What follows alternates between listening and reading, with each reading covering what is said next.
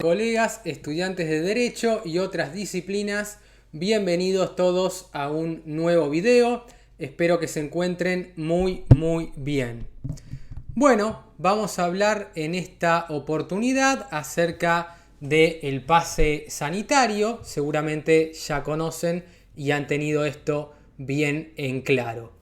Bueno, ¿cuál es el problema del pase sanitario? Tenemos un sector que sostiene que es inconstitucional y otro sector que obviamente lo avala. Vamos a intentar ver argumentos de ambas partes. Esto no es un video para tomar una u otra postura, sino explicar cuáles son las dos partes y que bueno, cada uno de ustedes llega a la conclusión de si está a favor o en contra, si cree que es inconstitucional o si cree que no lo es.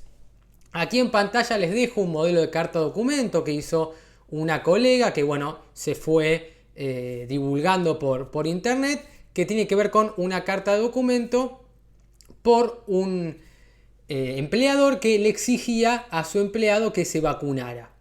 Entonces vamos a ver que, como vimos en otro video, vamos a tener aquí los 4 elementos que tienen que estar sí o sí en una carta documento, al menos en el ámbito del derecho laboral. Y ahora vamos a ver por qué. Bueno, me dijo usted en mi calidad de empleado a su cargo a fin de intimarlo, plazo 48 horas. Bueno, aquí ya vemos dos de los requisitos. La intimación, porque no es que yo le estoy preguntando, sino que les tengo que exigir, obligarlo. En un plazo de 48 horas siempre se suele poner, o al menos casi siempre, un plazo de 48 horas y esto deriva del artículo 58 que tiene que ver con el silencio del empleador. Entonces, cuidado con esto. Así que bueno, importante este punto. Recordemos que el silencio del trabajador no genera una presunción en su contra, pero sí el del empleador. Esto tiene que ver con una finalidad tuitiva o protectoria del derecho laboral.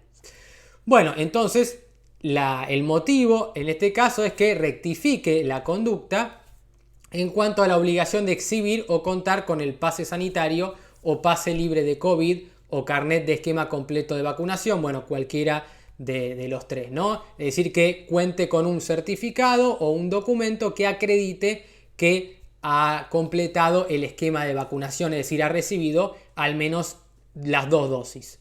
O si corresponde y fuese mayor de 60 años, tal vez una tercera dosis. Y entonces esto con el fin obviamente de que pueda ingresar a las labores habituales. Bueno, esto podría ir en contra del deber de ocupación del artículo 78 y justamente de prohibirle al trabajador la entrada a su puesto de trabajo, que esto podría constituir una injuria lo suficientemente grave en los términos del artículo 242 como para poder fundar o resguardar o plantear esto como un despido indirecto ante un grave incumplimiento del trabajador, que sería no dejarlo entrar o exigirle justamente que se vacune para poder entrar. Esto obviamente afectaría sus libertades individuales, más que nada el artículo 14 de la Constitución Nacional, que bueno, justamente establece en este caso el derecho a trabajar. Entonces, claramente aquí se estaría vulnerando su derecho a trabajar por no contar con las vacunas.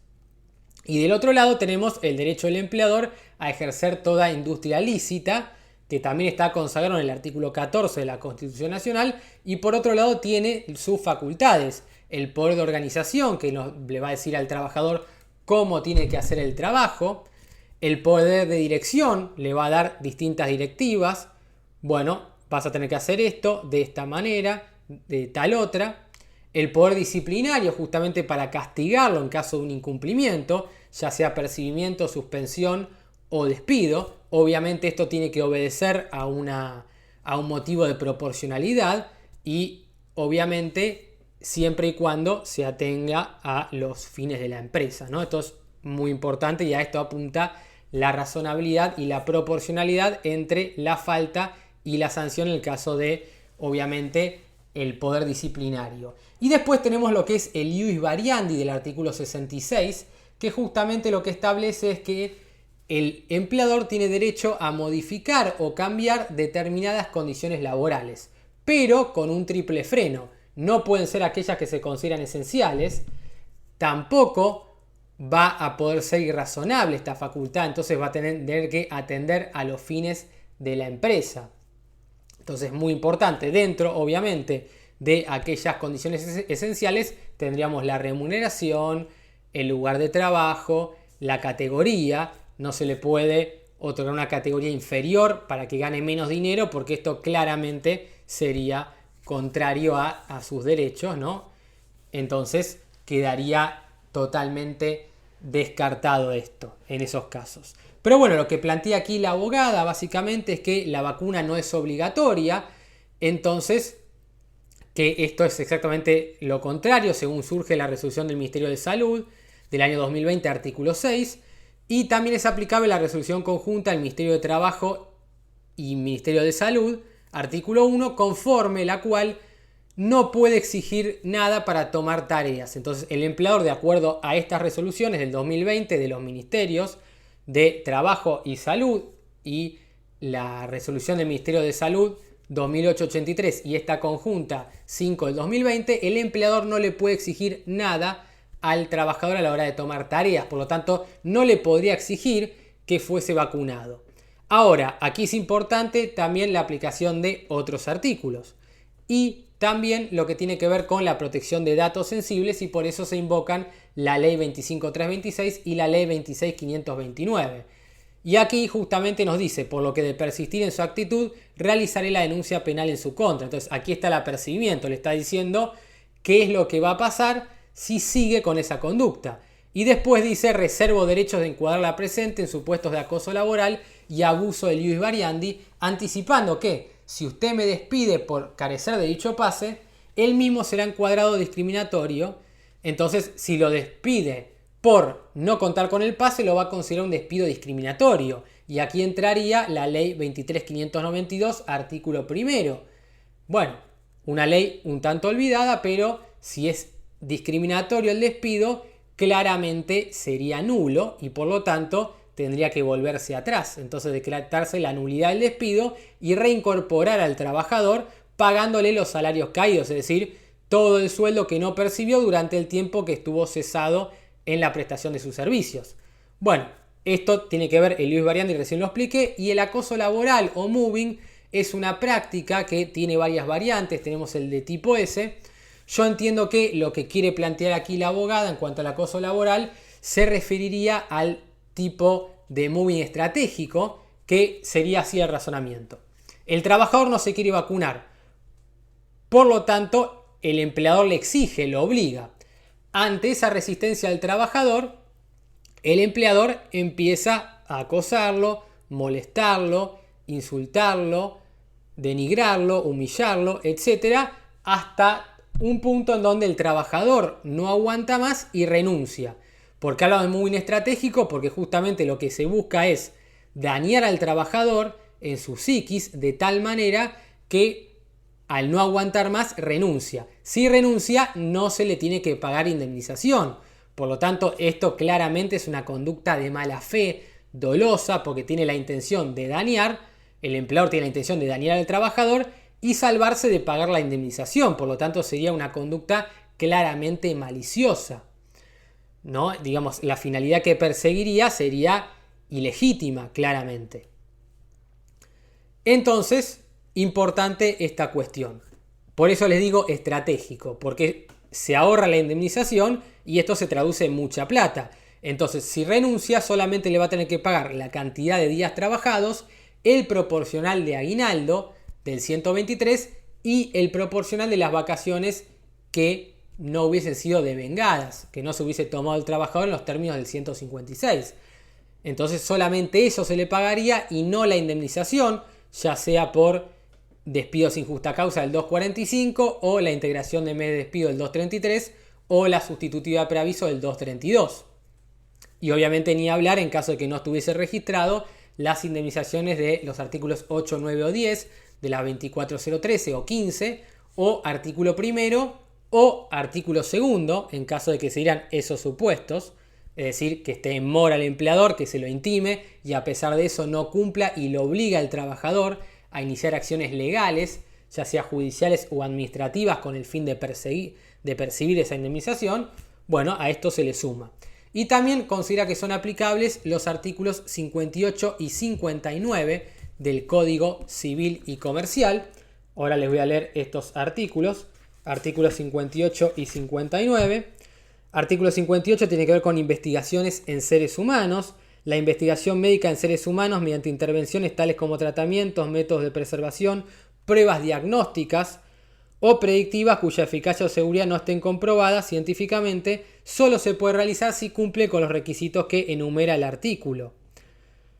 Entonces, importante, y dentro de ellos contar con el consentimiento previo, libre, escrito, informado y específico de la persona que participa en la investigación. Entonces, no habría un consentimiento previo e informado o al menos válido por parte del trabajador, sino que estaría siendo obligado.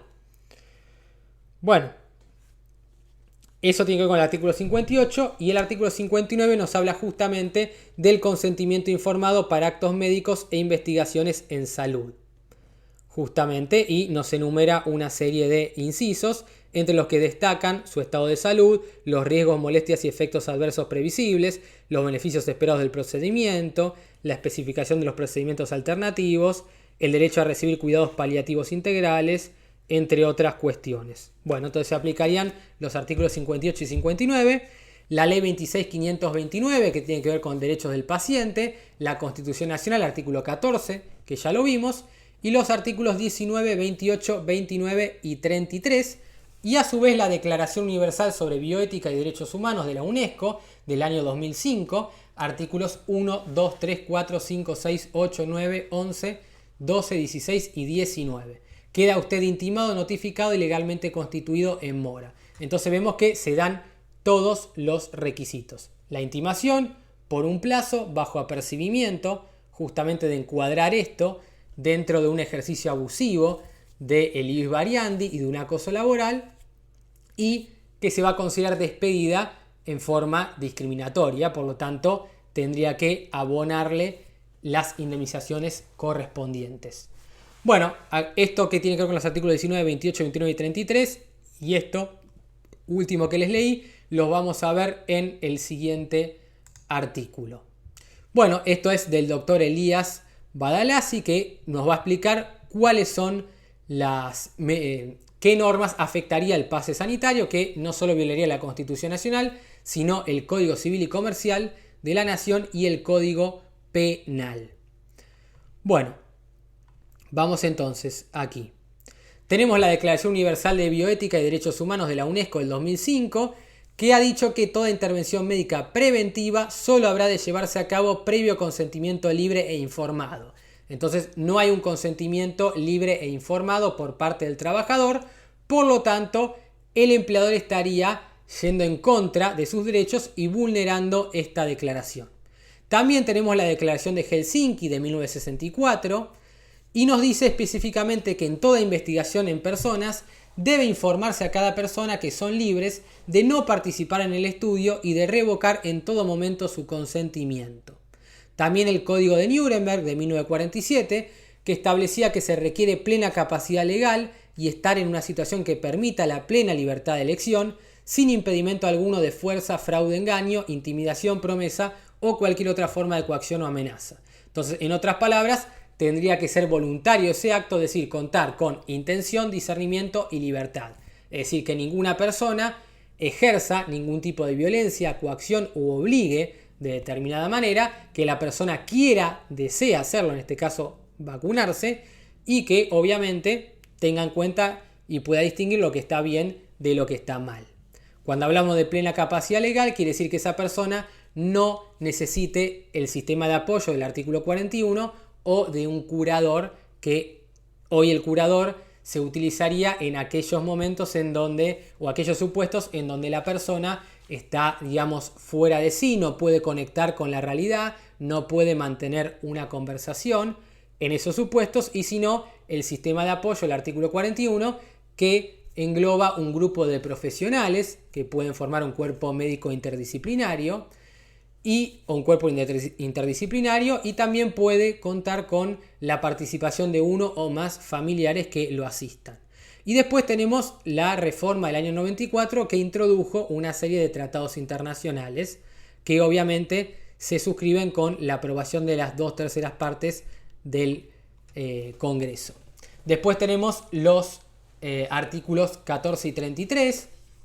Bueno, entre los derechos constitucionalmente reconocidos tenemos la libertad religiosa, de pensamiento, de trabajo y el principio de no discriminación, es decir, artículo 14 y artículo 16.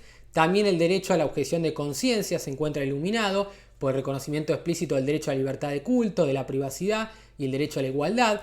Esto lo vimos en los casos de testigos de Jehová que no quieren hacerse transfusiones de sangre. Bueno, eso tiene que ver con el respeto a la libertad de culto y a su privacidad, justamente a disponer sobre su propio cuerpo, que podría aplicarse aquí en cuanto a la vacuna. Es decir, cada uno dispone de su propio cuerpo como quiere, por lo tanto puede decidir libremente si se va a vacunar o no.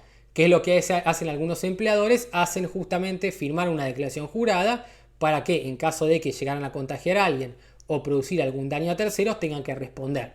Recordemos que la vacuna no es que va a hacer que no nos contagiemos, sino que reduce exponencialmente el daño, o dicho de manera más simple para que todo el mundo lo entienda, te la hace pasar en forma más leve. Por lo tanto, las probabilidades de llegar a morirse son infinitamente inferiores. Pero esto no quiere decir que la persona no se vaya a contagiar, sino que si se contagia del virus, la va a pasar mucho mejor que aquel que no esté vacunado. Y por el reconocimiento implícito de los derechos a la libertad de pensamiento y a la libertad de conciencia, y aquí invoca el artículo 14 y el artículo 33 que se relaciona con el artículo 28 que tiene que ver con el principio de razonabilidad. Es decir, que los derechos no son absolutos, sino que son relativos. ¿Por qué? Porque, bueno, justamente si el empleador obligara, se estaría yendo en contra del principio de razonabilidad. Pero bueno, también podría plantearse del otro lado, por eso habría que buscar un equilibrio. Y después, el por ahí que es más importante, es el artículo 19, que nos dice que ningún habitante de la nación será obligado a hacer lo que no manda la ley, ni privado de lo que ella no prohíbe. En otras palabras más simples, todo lo que no está expresamente prohibido está permitido. Bueno, y artículos 28 y 29. El artículo 29 establece un freno al poder ejecutivo por parte del legislativo, y el artículo 28 contiene el principio de razonabilidad que establece que los derechos no son absolutos, sino que son relativos, porque van a estar limitados a las leyes que reglamenten su ejercicio. Y ahí la famosa frase, el derecho de uno termina donde comienza el derecho del otro. Y el artículo 33 que nos dice que aquellas declaraciones de derechos y garantías que enumera específicamente la Constitución no se van a entender como negación de otros derechos y garantías que no estén expresamente estipulados, pero que nacen del principio de la soberanía del pueblo y de la forma republicana del gobierno que tenemos consolidada en el artículo 1 de la Constitución Nacional, que tiene que ver justamente con el principio de división de poderes. Por lo que toda afectación a la soberanía del pueblo es inconstitucional, esté o no escrita. Entonces no importa si está estrictamente estipulado en la Constitución, sino que por aplicación del artículo 33, por más que no lo esté, va a ser inconstitucional. Esto para tener en cuenta. Después tenemos el artículo 51, 52 del Código Civil, que establecen que la persona humana es inviolable, y el artículo 52 que habla justamente de la dignidad de la persona, ¿no? Dos artículos muy importantes que ya hemos visto. Y el artículo 56 del Código Civil y Comercial nos dice que están prohibidos los actos de disposición del propio cuerpo que ocasionen una disminución permanente de su integridad o resulten contrarios a la ley, la moral o las buenas costumbres. Bueno, con esto tiene que ver el caso de los testigos de Jehová y demás. ¿Por qué? Porque va en contra del derecho que tiene cada uno a disponer de su propio cuerpo. Y el artículo 59 que nos dice que nadie puede ser sometido a exámenes o tratamientos clínicos o quirúrgicos sin su consentimiento libre e informado. Y en cuanto a los delitos, 149, delito de amenazas del Código Penal, que ya lo hemos visto, será reprimido con prisión o reclusión de 2 a 4 años el que hiciere uso de amenazas con el propósito de obligar a otro a hacer o no hacer o tolerar algo contra su voluntad. Y por último, el 248, que justamente tiene un sujeto especial, que es el funcionario público, que dicta resoluciones u órdenes contrarias a las constituciones o leyes nacionales o provinciales, o ejecute órdenes o resoluciones o no las ejecute cuando su cumplimiento le incumbiere. Entonces es inconstitucional negar la entrada a lugares públicos, negar la libre circulación, el libre comercio, el acceso a la salud, la educación y obviamente el trabajo en este punto. Todos estos actos propios de un régimen no democrático, contrario a nuestra forma de gobierno y por lo tanto inconstitucional, según nos dice aquí el doctrinario y doctor Elías N. Baladasi. Así que espero que les haya gustado este video y nos vemos próximamente.